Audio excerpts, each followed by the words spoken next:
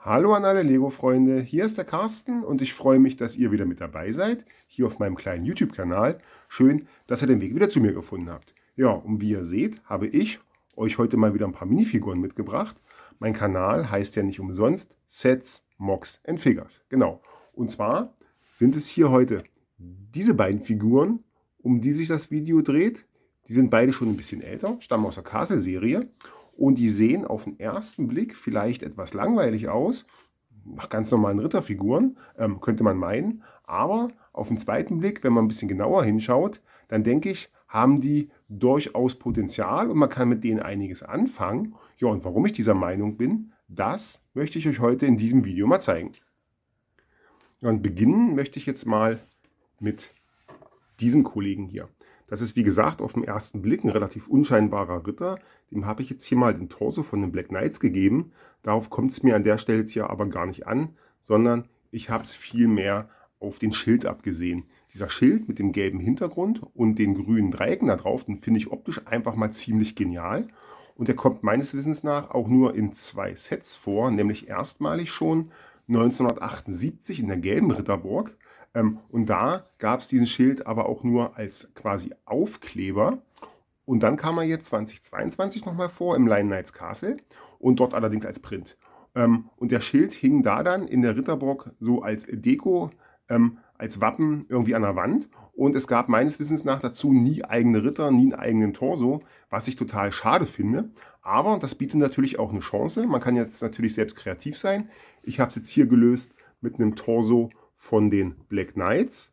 Ich habe noch eine andere Variante und zwar habe ich jetzt hier mal einem Forestman eine graue Hose gegeben und dieser graue Rand von dem Schild und das Grün findet sich natürlich hier auch wieder, würde auch relativ gut passen. Und dann, ihr seht es schon, habe ich hier noch eine andere Variante, nämlich irgendeinen neutralen Ritter.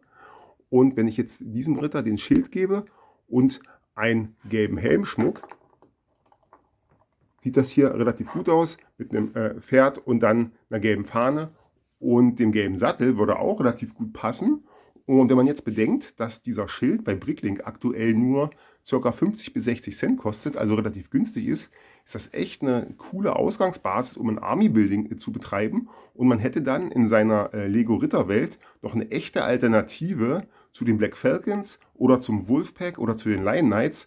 Und das finde ich schon ziemlich stark. Und von daher, wie gesagt, so ein kleiner versteckter Diamant hier, dieser Schild und echt eine coole Ausgangsbasis, um damit, wie gesagt, ein Army-Building zu betreiben. Ja, und das bringt mich auch direkt schon zum zweiten Ritter. Und das ist nämlich dieser Kollege hier. Und so wie er hier steht, stammt er im Original aus dem Set 6040, dem Blacksmith Shop. Und dieses Set kam 1984 zusammen mit der ersten Welle der Grauen Ritterburgen auf den Markt und gehörte eigentlich mit zu den Lion Knights. Die Lion Knights hatten damals 2 Torsos, einmal den hier mit den gekreuzten Äxten und dann den eigentlichen mit dem Löwen vorne drauf. Ich habe nie verstanden, warum die 2 hatten, spielt aber jetzt hier an der Stelle keine Rolle. Ich war total überrascht, als dann 2022 zusammen mit dem Lion Knights Castle eben das passende Schild dazu noch mit auf den Markt kam. Und das fand ich total cool. Und in meiner Welt ist es jetzt so, dass das quasi jetzt hier ein eigener Ritterorden ist. Ich habe die einfach mal die Axtritter getauft. Die haben jetzt einen eigenen Schild, die haben sowieso schon einen eigenen Torso. Das finde ich total spannend, dass das auch farblich echt 1:1 zueinander passt. Und dabei habe ich dann ein bisschen zugeschlagen, habe mir noch den einen oder anderen Schild mehr bestellt. Habe jetzt hier direkt auch noch quasi einen dritten Ritter, hoch zu Pferde, mit einer passenden gelben Fahne natürlich. Das sieht auch ganz stark aus. Und wie gesagt, ist jetzt noch eine kleine Bereicherung für meine Lego-Mittelalterwelt. Ich finde das total spannend, da ein bisschen Abwechslung drin zu haben und nicht nur, wie gesagt, immer die üblichen Verdächtigen mit Forcemen, Lion Knights und Black Falcons zu haben. Ich finde das ganz cool und werde die Armee hier der Axtritter auch noch weiter vergrößern. Schild kostet aktuell bei Bricklink 50 bis 60 Cent. Ist also jetzt nicht das große Problem, da nochmal ein paar mehr zu bestellen. Aber wie gesagt, ich finde es genial. So, mich würde mal interessieren, wie ihr die Sache seht. Wie findet ihr die beiden Schilde? Habt ihr vielleicht ähnliche Gedanken? Da bin ich schon gespannt.